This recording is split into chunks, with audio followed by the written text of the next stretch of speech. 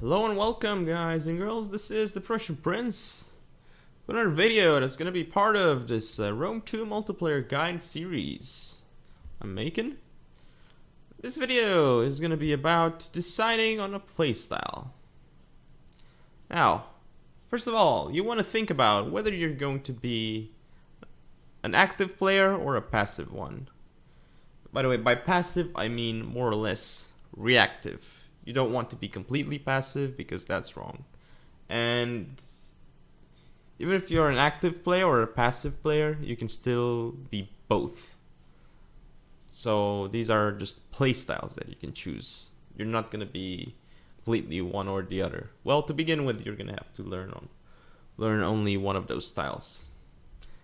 Anyway, after you've decided on one of those, think about what your goal is with your particular style. If you decided to be active, you're probably gonna be quite an aggressive player. Maybe you're even gonna be rushing, as that's mostly what people do when you think about aggressiveness. And you're probably gonna be using builds that involve a high amount of melee cavalry and infantry, and probably little to no ranged units.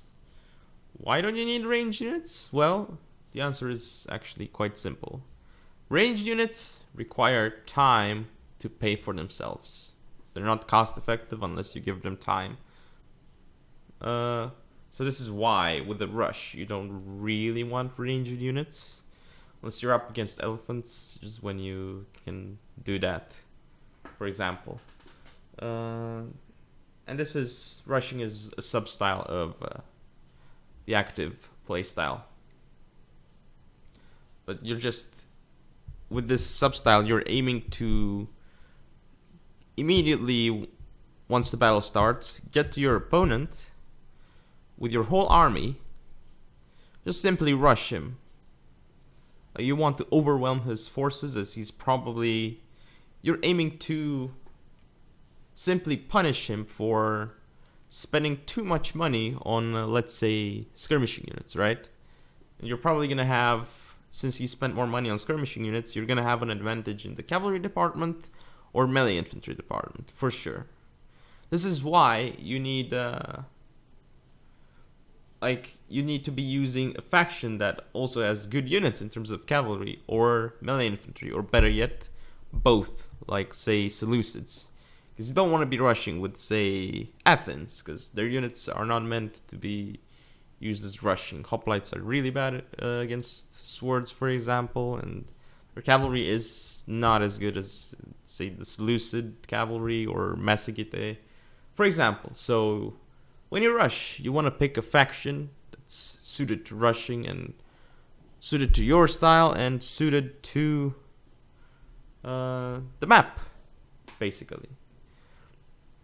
Because you can rush with, you can even rush with only melee cav, and that works if you're, let's say, Massagetae, because you can bring a lot of those amazing Saka cataphracts and then noble armored lancers. Duck has done this before in some tournaments at least, and yeah, that's one way to do it, with a lot of cavalry. The other way is with just massive heavy infantry units, and then also, when you rush, you probably want to get elephants or something that kills your enemy quickly and routes him fast. So like elephants or chariots, shock cavalry, heavy melee infantry. Those are your friends when rushing. Now, I would say that there's also skirmishing. That's a substyle of active play, right? Because with skirmishing, you're not being reactive at all. What you're aiming to do is, you've most likely got a balanced build, or you could even go for, let's say, pure cavalry, right? Some horse archers, some melee cavalry, right? It's another way you can do it. One faction that pretty much has to do this in some situations is Massagetae, because they've got no infantry at all. With this style, or rather should I say sub-style, you are going for doing as much HP damage to your opponent as possible before the engagement starts. Now, horse archers, they're the ones that should be able to do it quickest, as most likely with if you've got foot archers or slingers, you're gonna have to pull them back, and while they're faster than heavy melee infantry, you're not gonna get that many shots, and they could also get left behind and get hit by the enemy cavalry, which could be problematic, although they're not a bad idea to pick when skirmishing either. And they're especially useful in a late game scenario, when there's simply, your opponent simply has few units left which have taken a lot of HP damage, and he's got no cavalry. That's like the perfect situation for if you got enough skirmishers, that is, at the end of the game, because your skirmishers are gonna be faster. Now, let's see, if you want to become passive, or should I say reactive, as being completely passive is not a good idea at all, as you'll just be completely crushed. As I was saying, even with a pike box, you've got to be reactive, because you got to move around your slingers. Perhaps you have to rearrange your pike lines to see like where the enemy attack is actually going to be coming from. But yeah, with a reactive playstyle, you're probably going to go with a standard build.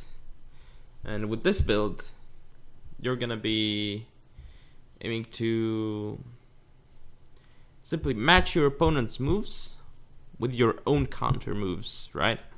So, say for example, he moves a ton of cavalry units and he puts them on your left flank, right? So at that point, what you're gonna do is, say you have no spears on your left flank, but you have some spears in the center, right? You're gonna pull spears from the center and send them to your left flank to counter his cavalry, because you don't want it to ravage your other units, right? That's what being reactive means. Or let's say your opponent is rushing you with the melee infantry. Now, what are you going to be doing at that point? You're going to be reacting to him by pulling back your forces, unless you've got a rush of your own, obviously. In that case, you're probably going to have to rush him too, and hope that your rush is better. And after you pull back, you're going to be skirmishing him down. But that's also like the active skirmishing substyle. So they're not really completely fixed in place. You can mix being reactive with skirmishing, which is an active substyle, right? So you can mix being active with being passive. That's fine, and that's actually better than being fully active or being fully passive. Or should I say fully reactive, not fully passive. Why do I keep saying fully passive? I shouldn't say that. Because if you mix being active with being reactive in a game, that's good. Because that means you can take advantage of an enemy's weakness in a certain part of his line, but you can also react to what he's doing and say match up units better than he does. So keep in mind that while you're gonna be choosing a main playstyle to begin with, you shouldn't limit yourself to it. Because when you're comfortable with your knowledge about the current style, when you've played enough, you can try learning another one by simply just playing with the other style, right? Because diversifying your options as a player is never a bad idea, and can come in handy in competitive play, especially when it comes to tournaments, as that is when diverse knowledge of the game is required, and diverse strategies as well. Now, thank you for watching. So hope you guys and girls enjoyed, and if you want to see more, don't forget to comment and subscribe. Follow me on Facebook, Twitter, and Google+. I will see you next time.